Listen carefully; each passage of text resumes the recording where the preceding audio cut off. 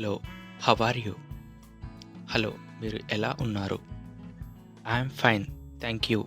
నేను బాగున్నాను, ధన్యవాదాలు. What is your name? మీ పేరు ఏమిటి? My name is Prem. నా పేరు Prem. Where are you from? మీరు ఎక్కడి వారు?